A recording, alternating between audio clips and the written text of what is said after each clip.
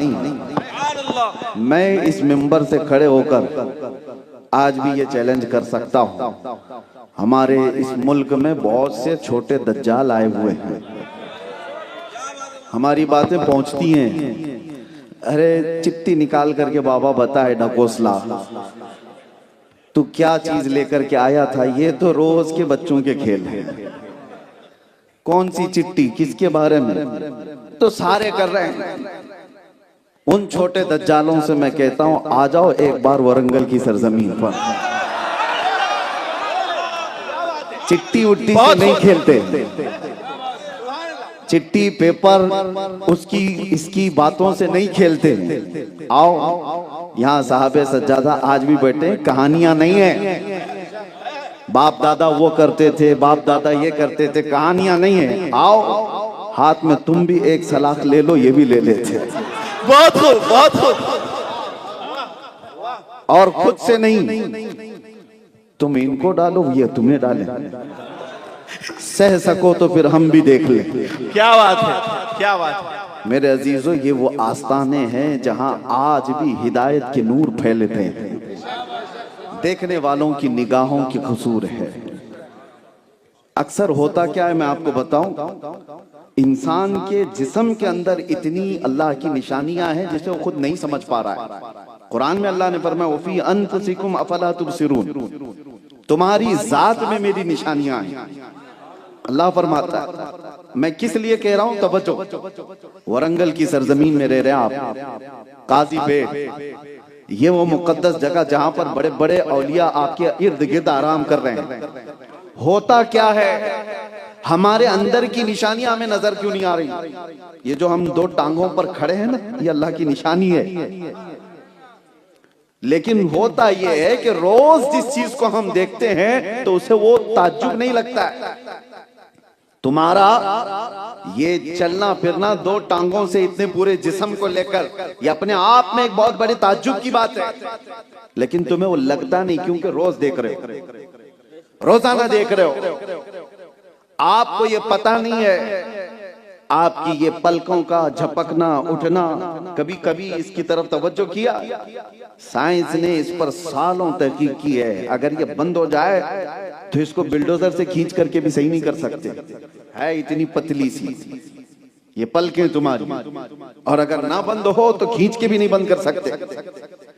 लेकिन बगैर किसी स्प्रिंग के ये रोजाना पता नहीं कितनी मर्तबा झपकती है, उठती है। इसके अंदर कौन सी ताकत है, ये अपने आप में एक निशानी है अल्लाह ताला की आयात में से। हम उसकी तरफ तवज्जो नहीं करते, क्यों, रोज चीज हो रही है। जो चीज हैबिटेट है, आदत में आ गई है, वो इंसान को ताज्जुब नहीं लगती। शायद ऐसी ही कुछ बातें हैं, औलिया आपके इर्द गिर्द फैज खूब लुटा रहे हैं और तुम्हारी नजरें वहां तक नहीं जा रही, देख नहीं पा रहे। इसीलिए किसी ने सच कहा है, न पूछ इन खिरका पोशों को, इरादत हो तो देख इनको, यदे बैजा लिए बैठे हैं अपनी आस्तीनों में। मैं लफ्ज़े बयाबानी सुनता हूं तो एक अजीब एहसास होता है तो जंगल को कहा जाता है, जंगल को कहा जाता है, लेकिन अल्लाह वाला जिस जंगल में बैठ जाए वो शहर से भी बेहतर बन जाता है। फिर वो बयाबान लफ्ज ही रह जाता है, हकीकत में नहीं होता। इन औलिया कामिलीन को अल्लाह ताला ने वो असर अता फरमाया है और बड़ा फख्र है मेरे अजीजों। मैं आपको आपकी हैसियत गिनाते हुए आता हूँ। सबसे पहली फख्र की बात यह है कि अल्लाह ने इंसान बनाया, दूसरे ये है कि अल्लाह ताला ने मुसलमान बनाया, तीसरे ये है कि अल्लाह ने उम्मत मोहम्मदिया में बनाया, चौथे ये है कि उम्मत में भी बहुत सारे तिगड़मबाजियां इधर के उधर के, अल्लाह ने उसमें सुन्नी बनाया है, सुन्नी बना कर रखा है। मेरे अजीजों, उस पर मजीद ये है कि अल्लाह ताला ने औलिया के अदब करने वाली जमात में रखा है। तुम कैटेगरी के एतबार से देखा जाए तो चुनिंदा हो, हर चीज में अल्लाह ताला ने तुम्हें उठा करके रखा है। ये डॉलरों और रियालों पर पलने वाली जमात नहीं है, ये आस्थानों के लंगर पर पूरी जिंदगी गुजारने वाली खौफ। फख्र है मैं इस बात पर, फख्र है।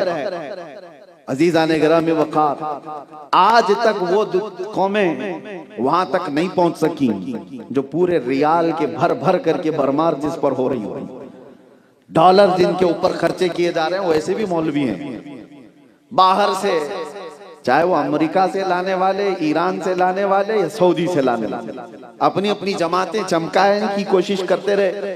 100 साल में भी वो वहां तक मेहनत करके नहीं पहुंच पाए। इन दुर्वेशों ने अपने पास बिठा करके जिसको पहुंचा दिया था बगैर किसी रियाल के। यह हकीकी बात मैं कह रहा हूं। चाहे दुनिया आज भी पूरी ताकत लगा दे, अपना पूरा पैसा खर्चा कर दे, आपको पता है जब किसी के पास पावर आता है, ताकत आती है, तो सबसे पहले वो किसका मिशन रोकते हैं? औलिया का मिशन।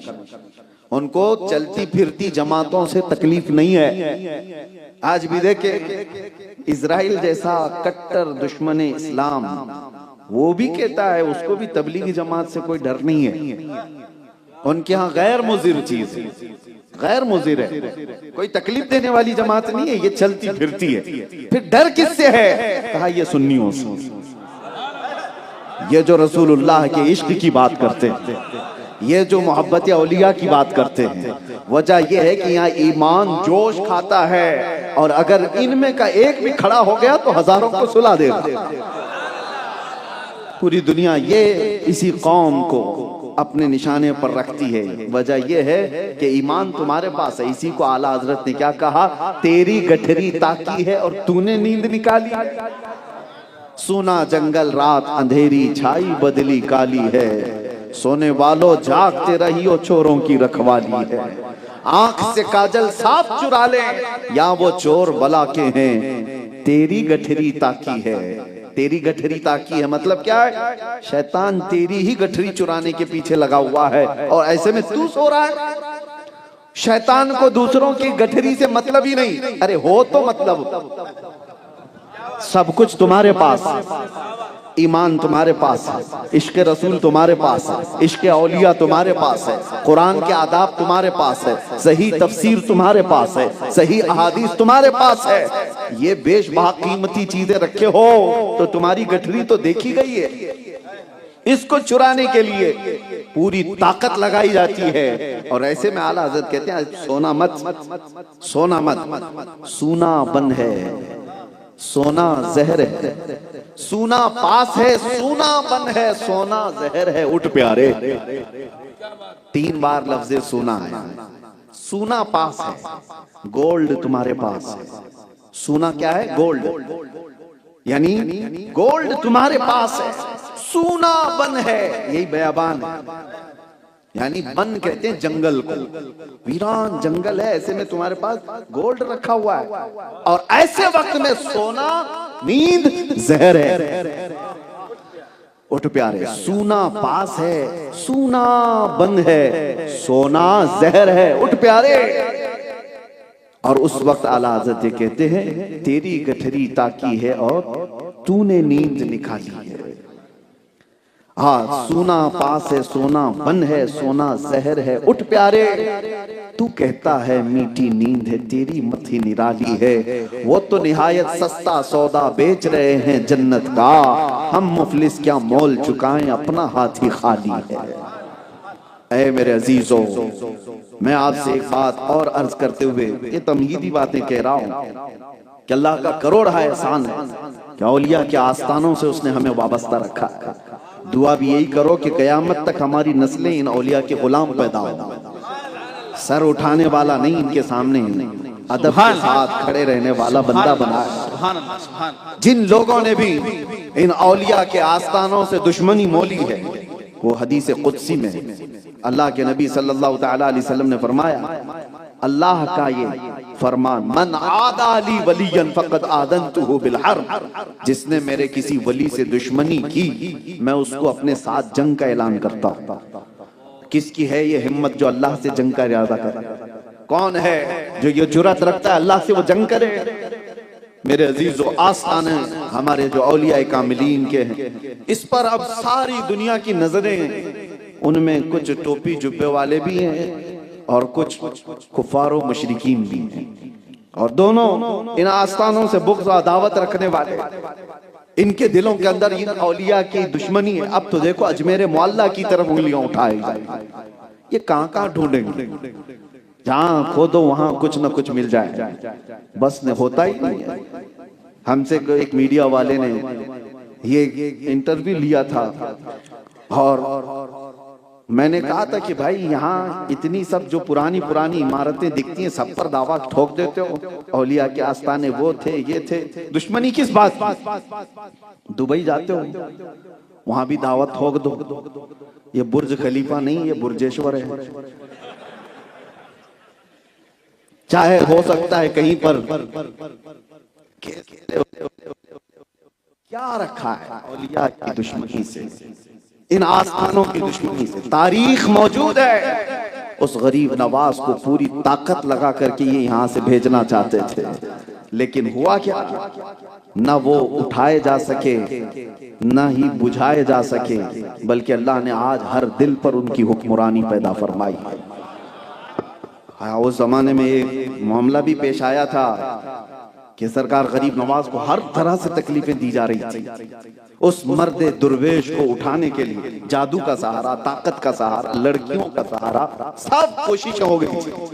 फिर एक बड़े साधु को, बड़े पंडित को, पुजारी को, जो जादू के बहुत सारे गुर जानता था, उससे जाकर पैसे वालों ने कहा कि इस दुर्वेश को यहाँ से निकालो अजमेर से, कुछ तो करो। और सब ने जब कहा तो वो बड़ा सन्यासी रहा है, बहुत पढ़ा लिखा, और तारीख में उसका नाम भी रामदेव बताया गया। एक आंख वाला नहीं, पुराना वाला। और उस वक्त उससे जाकर के कहा गया तो उसने अपने चेलों को जमा किया, 500 चेलों को। कहा चलो उस दुर्वेश को मैं अभी मंत्र ऐसे सिखाऊंगा कि वो निकल के भागेगा यहाँ से। मंत्र सिखा करके लाया गया। उस वक्त सरकार गरीब नवाज अना सागर की एक झोपड़ी में रह रहे थे, खीमे में चंद खुद्दाम थे। आपके एक खादिम आए और कहा कि हुजूर गजब हो गया, बड़ी जमात आई हुई है मंत्र पढ़ते हुए, कुछ मंत्र वो लोग सीख करके आए, सुना है कि बड़ा जादू करेंगे और हमारा सब यहाँ से निकाल देंगे। सरकार गरीब नवाज ने क्या कहा, ला तहज़न इन्नल्लाह मअना, घबरा मत, अल्लाह हमारे साथ है। ये पावरफुल जुमला है, सुन्नियों हमेशा याद रखो, कोई हो या ना हो हमारे साथ, अल्लाह हमारे साथ। यकीन रखो अल्लाह हमारे साथ है। आज की जितनी भी फूंकों से बुझाई जाने वाली ताकतें हों या हुकूमतें हों, ये चंद दिनों की बात हो सकती है। और फिर मैं अपने जुमले में कहूं तो कुछ देर की, बाकी का बोलने की जरूरत ही नहीं। वक्त आएगा, वक्त भी आएगा, दौर भी आएगा। सुनो, अल्लाह हमारे साथ है, अल्लाह हमारे साथ है। सरकार गरीब नवाज ने कहा घबराओ मत, अल्लाह हमारे साथ, आने दो। पूरी फौज आई। सरकार गरीब नवाज को कहा गया कि आप आओ, उनका मुकाबला करो। तो सरकार गरीब नवाज ने अपने जो खादिम थे 4-5, उनसे कहा, एक लकीर खींच दी, कहा तुम इसमें ही खड़े रहना, इसमें ही खड़े रहना। और खुद क्या कहने लगे, ला इलाहा इल्लल्लाह, ला इलाहा इल्लल्लाह, ला इलाहा इल्लल्लाह। ये जिक्र था सरकार गरीब नवाज का। इसी असरा में बड़े साधु जी चेलों के साथ गुरु घंटाल आए हुए, और सारा मंजर देखने वाले लोग भी मौजूद हैं। साधु ने कहा था, जैसे ही मैं कहूं तभी मंत्र पढ़ना, जो सिखाया है, जो भी अगड़म बगड़म जो भी सिखाया, कहा मैं जिस वक्त ऑर्डर दूं तभी ये मंत्र पढ़ना, जादू असर कर जाएगा। तो सारे रेडी थे, तैयार थे। उधर सरकार गरीब नवाज खीमे से जैसी निकले, ओ अल्लाह अकबर, चेहरे के अंदर वो जमाल, पेशानी से निकलने वाला वो नूर, जिसे देखे तो अल्लाह के नबी याद आ जाए। हुसैनी जलाल है, हसनी वजाहत है, हैदर कर्रार की शबाहत है। गरीब नवाज जैसे ही बाहर खीमे से आए, आपकी जुबान पर ला इलाहा इल्लल्लाह का जिक्र था। उसी असना में उधर से गुरु ने कहा, चेलों को जो मंत्र सिखाया है सब पढ़ो। सारे लोग एक साथ पढ़ो। सारे चेलों ने शुरू कर दिया, मगर वो मंत्र नहीं, पढ़ने लगे ला इलाहा इल्लल्लाह। ला इलाहा इल्लल्लाह।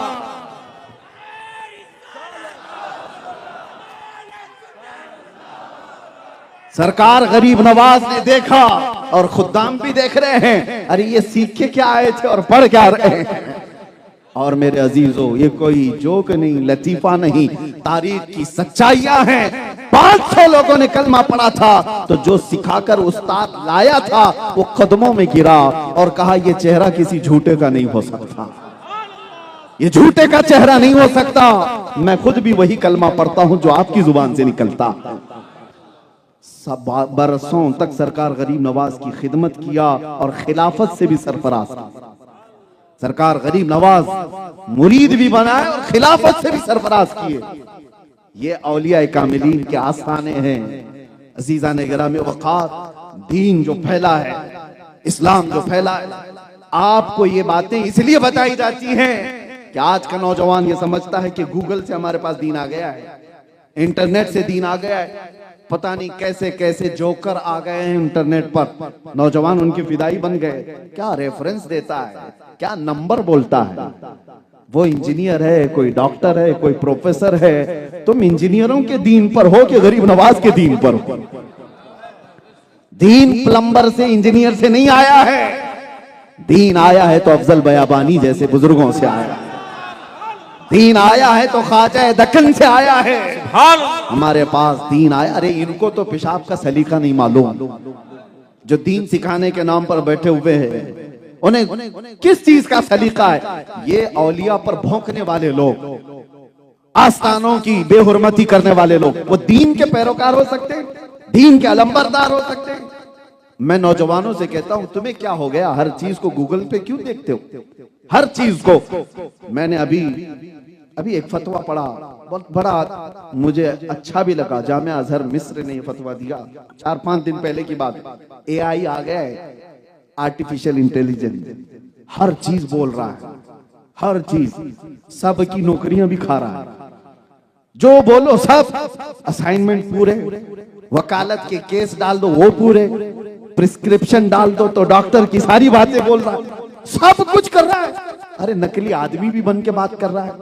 ऐसे में एक सवाल आया है कि AI से कुरान की कोई आयत पढ़ करके उससे कहें इसकी तफसीर बोल, तो वो तफसीर कह रहा है, तफसीर बोल रहा है, क्योंकि जितनी लोडेड है उतनी तो कहेगा, जितना बताया गया वो सब बताएगा। लेकिन फतवा ये आया कि कुरान की आयत AI से पूछ करके तफसीर हासिल करना जायज नहीं। इसको यहीं पर रोक दिया गया है। यही से मैं समझाना चाहता हूं, हर चीज वहां से हासिल करने वाली नहीं होती जो आप वहां से ले रहे हो, क्योंकि तुम्हें पता ही नहीं सही क्या है गलत क्या है, तमीज ही नहीं कर सकते, तो कैसे तुम दीन वहां से हासिल करोगे? हमारे बुजुर्गों ने दीन जो हासिल किया, कैसे हासिल किया? बायजीद बुस्तामी की माँ है, बच्चे को लेकर के आई उस्ताद के पास, कहा इसको अपने पास रख लीजिए, दीन सिखाइए। कहा आप खुद भी आलिमा हैं, आप सिखाएं। कहा हम चाहते हैं कि बुजुर्गों से जो चला है वो मेरे बेटे के अंदर आ गया, खुद सिखा सकती, उस्ताद के पास ले जा करके रखती हैं। दीन सिखाने का जज्बा ऐसा होना चाहिए। बायजीद बुस्तामी की माँ उस्ताद से ये भी कह के आती है, मेरा बेटा मेरे बगैर सोता नहीं है, अकलौता बेटा है और इसको मेरी आदत लगी हुई, चाहे कुछ भी बहाना करे घर मत भेजना, नहीं तो इसकी तालीम में फर्क पड़ जाएगा।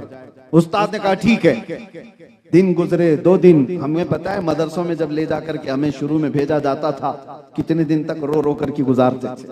माँ याद आए, बाप याद आए, भाई याद आए, बहनें याद आए, बहुत ये सारे हालात। और कितने तो बच्चे इसीलिए भाग चले जाते, रुक भी नहीं पाते। बायजीद बुस्तामी पढ़ते रहे।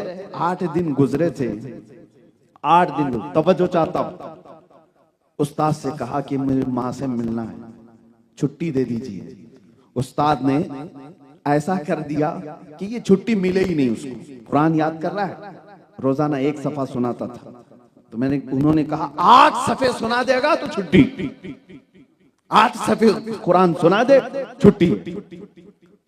वो बायजीद बुस्तामी थे, गए लगन के साथ पढ़े, 2-4 घंटों में ही आए, उस्ताद से कहा मुझे छुट्टी दीजिए। उस्ताद ने कहा तुझे पता नहीं है मैंने क्या कहा? कहा हुजूर 8 सफ़े याद कर चुका हूं। सुन लीजिए। अब उस्ताद दंग रह गए कि ये बच्चा जो थोड़ा सा सुनाता है वो इतना कुरान कैसे याद किया। सुनने लगे तो सब सुना दिया। अब इनके पास कोई बहाना ही नहीं रह गया था बच्चे को रोकने का। कहा जा छुट्टी है जाके आ, लेकिन शाम से पहले आ जाना। इधर उस्ताद ने भेजा था, बायजीद घर गए। माँ का दरवाजा बंद था, घर का दरवाजा बंद था। खटखटाया, जब घर से करीब हो रहे थे धड़कनें बढ़ती जा रही थी। जिस घर में उनकी आंखें खुली, माँ को देखा है। जैसे ही दरवाजा खटखटाया अंदर से आवाज आई, कौन है? कहा माँ तेरा बायजीद आया है। तो माँ ने फौरन क्या कहा, कौन बायजीद? कौन बायजीद? माँ अपने बेटे से ऐसे पूछ सकती है? माँ अगर अपने बेटे का नाम याद ना रखे तो फिर कौन याद रखता है? बायजीद ने कहा माँ तेरा बेटा। माँ ने कहा मेरा एक बेटा था, मैंने अल्लाह को दे दिया, अब मेरा कोई बेटा नहीं। मेरा एक था, मैंने उसे दे दिया है अल्लाह की राह में दीन के लिए, मेरा अब कोई है नहीं। बायजीद दरवाजा नहीं खोला, बगैर माँ से मुलाकात किए वापस फिर उस्ताद के पास आ गए। जिंदगी पूरी बीत गई, पढ़ते रहे। एक दिन खबर आई कि बायजीद की माँ का इंतकाल हो चुका। सीधे जनाजे में जाना हुआ। ये दीन सिखाने का निजाम हमारे बुजुर्गों का था। ले जाकर के उन्होंने ऐरे गैरे नत्थु खेरे के पास नहीं कहा कि यहां से दीन ले ले, यहां से दीन ले ले। दीन हमारे पास बुजुर्गों से ही होकर के आया।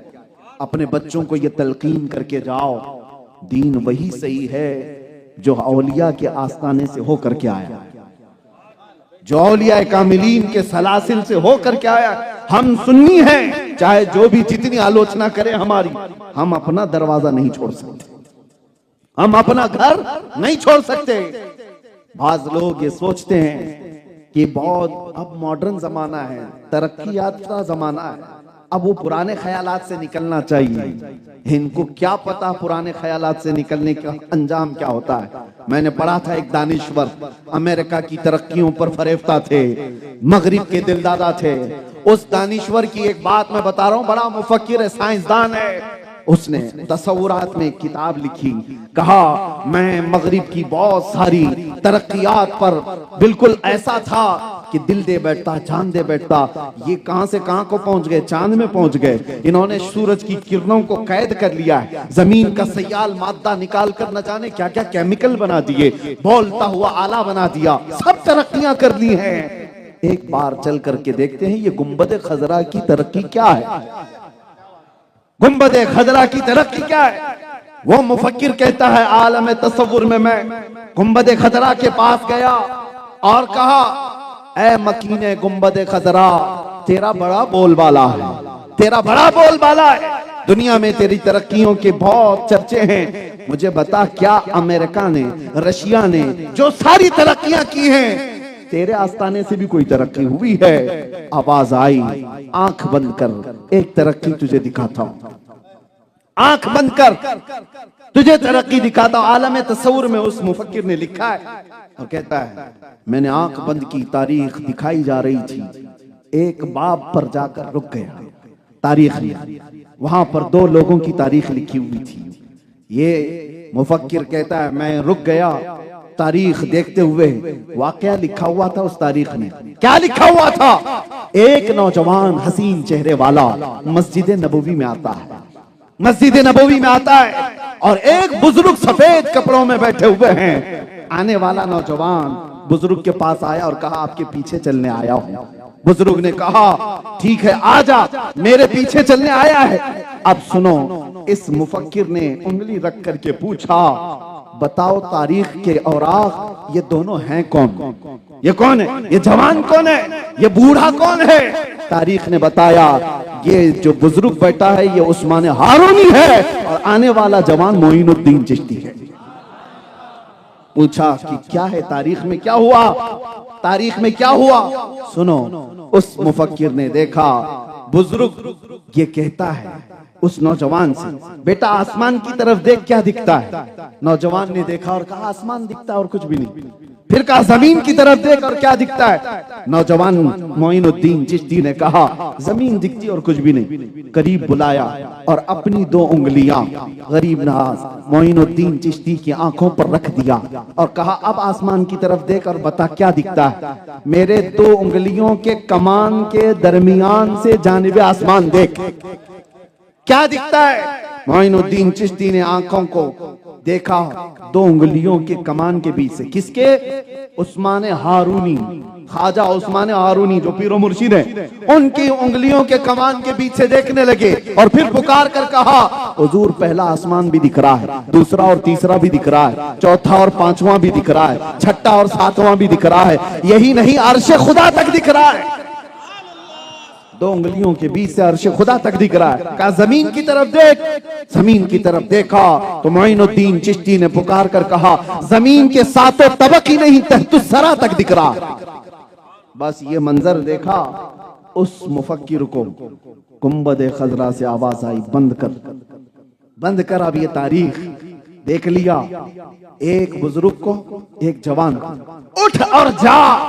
पूरे अमेरिका में, रशिया में, तेरे तरक्की याफ्ता दौर में एक ऐसा इंसान ला करके दिखा जिसके 2 उंगलियों के बीच से ऊपर देखे तो अर्श खुदा दिखे और नीचे देखे तो तहतुस सरा दिखे। वो घबराया हुआ निकला, कहा हमारे यहाँ तरक्की तो मटेरियल की है, इंसान की कहां है? सारी तरक्की, अरे इंसानों ने इस पे मेहनत किया, लोहे पर इसको माइक बना दिया, मेटल पर तरक्की किया, कंप्यूटर बना दिया, मेटल पर काम किया है, प्लेन बना दिया। सारे तो मेटल की तरक्की है, लोहे की तरक्की है।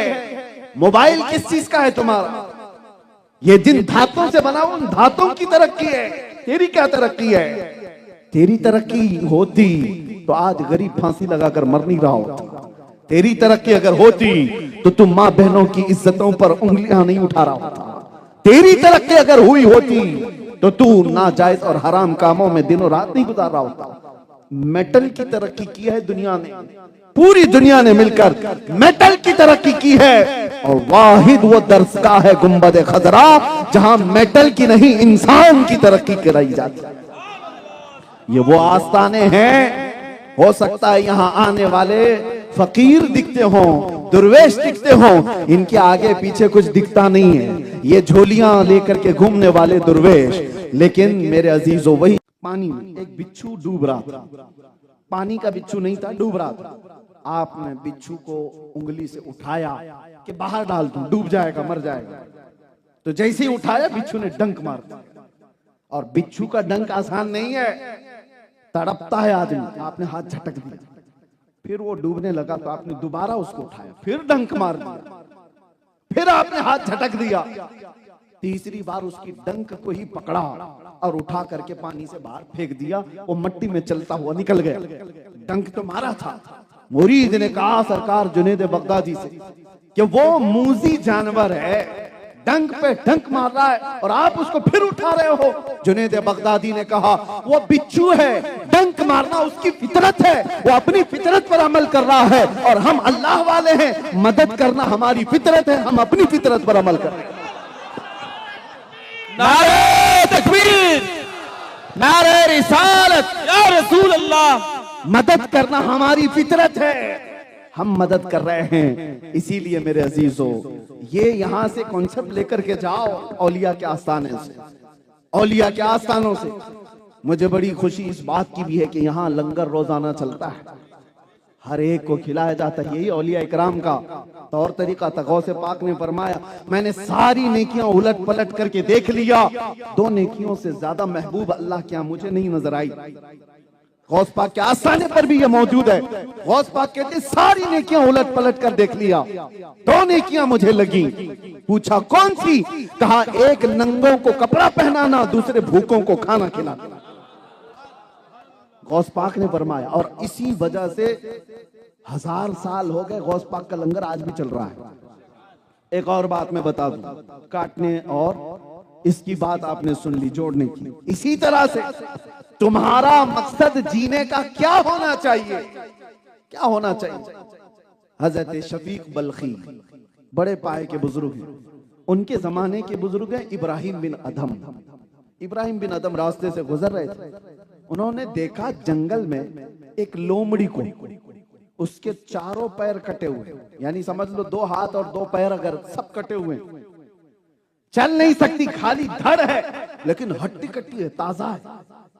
अरे जो चल नहीं सकती फिर नहीं सकती उसको तो मरने की कगार पर होना चाहिए, हड्डियां निकल जानी चाहिए, लेकिन वो हड्डी कट्टी है। इब्राहिम बिन अदम कहते हैं इसके सेहतमंद होने का राज क्या है, ये कैसे इतनी सेहतमंद जी रही है। कहते हैं दूर खड़े होकर के देखने लगे, अल्लाह अकबर, निजाम कुदरत देखो। एक कौवा अपने मुंह में रोटी लेकर आता है, उस लोमड़ी को खिला के जाता है। हर घंटे पे कौवा आता है, कुछ ना कुछ चीजें लेकर आता है, उस लोमड़ी के मुंह में डाल के जाता है। ये लोमड़ी उठ भी नहीं सकती, चल भी नहीं सकती, लेकिन कौवा आकर खिला रहा है, जा रहा है, खिला रहा है, जा रहा है। रब का निजाम। अब तवज्जो, इब्राहिम बिन अदम ने देखा ये जानवर माजूर है, इसको जब रहमान मेरा खिला सकता है, मैं अशरफुल मखलूकात हूं, मेरा रब मुझे कैसे नहीं खिला सकता। यकीनन खिलाएगा। आपका भी यही अकीदा है? हाँ, लेकिन साथ में देखो इब्राहिम बिन अदम ने क्या किया। उसी दिन जा करके जंजीरों से अपने हाथ बांध लिए, पैरों को भी बांध लिया रस्सी से, और एक पहाड़ की चोटी पे लेट गए, सो गए कि मुझे भी कौवा के खिलाएगा। कोई कौवा सुबह से शाम तक आया नहीं, भूखे रह गए। दूसरा दिन आया, कोई कौवा नहीं, कोई चूंटी भी नहीं। वहां खिलाया जा रहा है, यहां नहीं खिलाया जा रहा है। तीसरा दिन आया, लोगों को पता भी चल गया कि इब्राहिम बिन अदम अपने आप को बांध करके पड़े हुए हैं। शफीक बल्खी गुजर रहे थे, बड़े बुजुर्ग। लोगों ने उनसे कहा इब्राहिम बिन अदम का हाल देखिए, वो जंजीरों से अपने आप को बांध करके पड़े हैं जंगल में। आप आए, कहा इब्राहिम क्या बात है। उन्होंने बताया 3 दिन पहले मैंने एक माजरा देखा, एक लोमड़ी जिसके चारों पैर कटे हैं, हर घंटे पर कौवा उसे रोटियां पता नहीं क्या क्या चीजें लाकर खिलाता है, जाता है, वो हट्टी कट्टी है। तो फिर आपने पूछा फिर उसके बाद क्या हुआ। इब्राहिम बिन अदम कहते हैं तो फिर मैंने भी अपने हाथ पैर बांध लिए कि अल्लाह मुझे कैसे नहीं खिलाएगा। तो पहला जवाब तो शफीक बल्खी का क्या था, तवज्जो। पहला जवाब तो यह था, कहा इब्राहिम वो खुदा है और तू बंदा है, नहीं ले सकता। तू लेटा है, उसका इम्तिहान लेने के लिए कि खिलाएगा कि नहीं खिलाएगा। अरे उसकी मर्जी हो तो 70 दरवाजों के अंदर भी खिलाएगा, तुम उसके ऊपर वाजिब नहीं कर सकते। पहला जवाब तो ये। दूसरा जो बेहतरीन है तसव्वुफ के बाब, औलिया का मिशन, बियाबानी मिशन, जो जवाब शफीक बल्खी ने दिया, तवज्जो। इब्राहिम बिन अदम से कहा, ऐ इब्राहिम तुमने लोमड़ी को देखा चारों पैर से कटी हुई और एक कौवा उसमें लाकर हर घंटे पर रोटी खिला रहा है, ये देख करके तुमने अपने आप को जंजीरों से बांध लिया। काश, ऐ काश इब्राहिम तूने लोमड़ी को देखा और लोमड़ी बनने की कोशिश किया, काश वो कौवा बन जाता जो माजूरों को खिला रहा है। वो कौवा बनने की कोशिश करता जो माजूरों को खिला रहा है, तू हट्टा कट्टा होकर लोमड़ी बनने की कोशिश क्यों कर रहा। अल्लाह ने तुझे ताकत दिया है तो माजूरों को खिला, और जब तेरे पास कुछ ना हो तो फिर रहमान हर दरवाजा तेरे लिए खोलेगा। यह औलिया का मिशन है मेरे अजीजों, यह आस्थानों का मिशन है। दूसरों की मदद करना और खास तौर पर टांग खींचने वाली जो आदतें, एक दूसरे को खींचना, औलिया के मसलक में कभी नहीं रहा, कभी नहीं रहा। सबसे पहले वो दिलों को पाक करते हैं हसद से और कीने से, बुग़्ज़ और अदावत से। दूसरों के लिए अपने दिलों में कीना भरा रहना।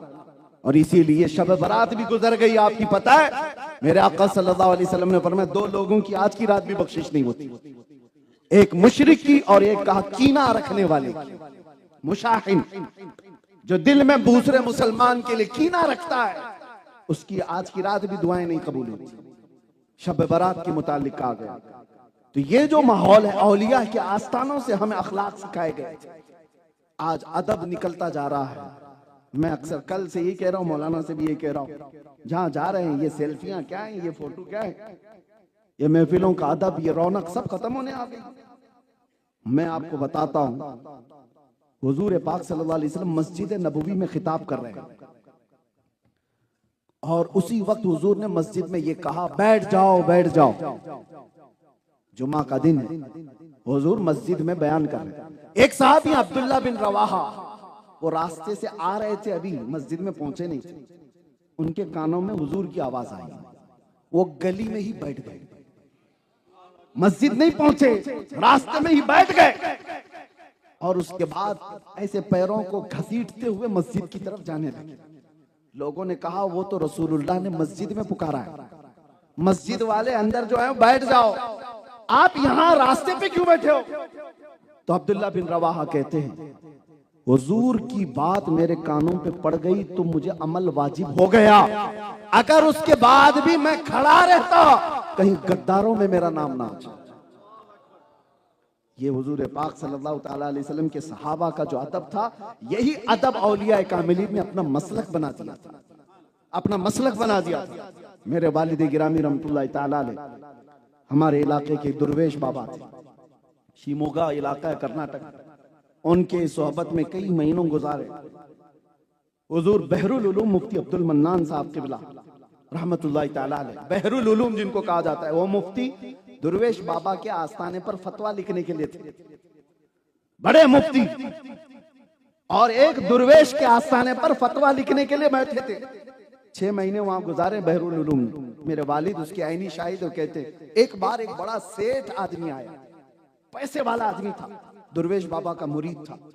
वो आया और जो तिपाइयां रखी होती है ना, हम तो जो मौलवी हजरात है वो नीचे बैठ के पढ़ाते हैं, तिपाई जो टेबल रखे होते हैं, उसने उसको फलांग करके जल्दी से दुर्वेश बाबा से मिलने की तमन्ना की, क्योंकि हजरत रूम में थे और बहरुल उलूम मुफ्ती अब्दुल मन्नान बैठे हुए नहीं थे, दरसगाह में नहीं थे, वो तो अपने कमरे में थे, लेकिन उनका गद्दा बिछा हुआ, टेबल लगी हुई थी, उसको वो फलांग करके आया। मेरे वालिद फरमाते हैं, दुर्वेश बाबा ने उसको पकड़ लिया और कहा, तूने जो आज बदतमीजी की है, तू होगा बहुत बड़ा मालदार अपने घर का, सेठ होगा अपने घर का, तेरे पायजामे का कोना भी अगर इसको लग गया ना, तो मैं तुझे अपने आसपास कहीं फटकने भी नहीं दूंगा, क्योंकि वो एक आलिम दीन के बैठने की जगह है। तुझे पता है हदीस रसूल है, कयामत के दिन मेरे आका ने फरमाया, शहीदों के खून और मुफ्ती के कलम की स्याही से तोली जाएगी। एक फकीह के कलम की स्याही शहीद के खून से तोली जाएगी, ये हदीस पाक है। और मेरे वालिद फरमाते हैं, उस सेठ को रात के 11 बजे से लेकर सुबह 4 बजे तक वो खड़े होकर के बताते रहे, खड़े होकर डांटते रहे, मैं कहा 6 घंटे, कहा उनका मामूली ऐसा था, एक बेअदबी देखते तो 6-6 घंटे लोगों को बयान करते। ये हम बुजुर्गों के आस्थानों से सीखे हुए, ये हमारी कौम को आज क्या हो गया, आते हैं कमर में हाथ डाल करके सेल्फी लेना चाहते हैं, गले में हाथ डाल करके उलमा के साथ खड़े होना चाहते हैं। मेरे अजीजों, सुन्नियों का ये माहौल नहीं हो सकता। सुन्नी तो मशहूर ही था अदब में। हमको जो दुनिया टॉन्ट मारती है, किस बारे में मारती है कि ये बहुत ज्यादा अदब करते हैं। हमको अदब में ही दुनिया पहचानती है। कुरान का अदब करने वाले हम लोग हैं, नबी पाक का नाम आए तो अंगूठे चूमने वाले हम लोग हैं। औलिया कामिलीन से वाबस्ता कोई चीज हो तो उसे जमीन पर रखने नहीं देते, चूम कर ऊपर रख देते। ये सुन्नियों के घरों में माहौल है या नहीं? अरे फातिहा भी अगर हमारे घर में हो जाए, शीरनी का अदब करते हैं। ये सुन्नियों क्या है? तो जो कौम अदब में थी वो आज बेअदब क्यों हो रही है जलसों में? इस चीज का ख्याल रखो। औलिया कामिलीन के आस्थानों से अदब सीखो। बस अब मैं अपनी गुफ्तगू को खत्म करते हुए आखिरी ये बात अर्ज करूंगा, इन औलिया का मिशन क्या था? ये आए दुनिया में, ये हलके बनाने नहीं आए थे, ये चेले बनाने नहीं आए थे, बल्कि ये आए थे, इनका एक कलमा मैं आपको बता दूं। मौलाना जलालुद्दीन रूमी फरमाते हैं, कहा कि लोग आपको बहुत चाहते क्यों? आज लोग टूट पड़ते हैं आपकी तरफ। मौलाना रूम ने क्या कहा? हमारी हैसियत ऐसी है जैसे हाथ में शीशे का एक टुकड़ा, दिन के उजाले में शीशे के टुकड़े को दीवार पर इधर उधर कहीं पर भी आप घुमाओ, शीशे की रोशनी जाती है कि नहीं जाती? दीवारों पर शीशे की रोशनी जाती है। तो मौलाना जलालुद्दीन फरमाते हैं वो शीशे की रोशनी, हम भी बचपन में खेलते थे, आप भी खेलते रहे होंगे, शीशे का टुकड़ा लेकर दिन में आप ऐसे सूरज को दिखाते और फिर दीवारों को उजाला करते रहते, उसकी एक रोशनी पड़ती है। मौलाना रोम फरमाते हैं वो जो शीशे के टुकड़े से दीवारों पर और पत्थरों पर रोशनी पड़ती है वो शीशे की नहीं होती, वो सूरज की होती।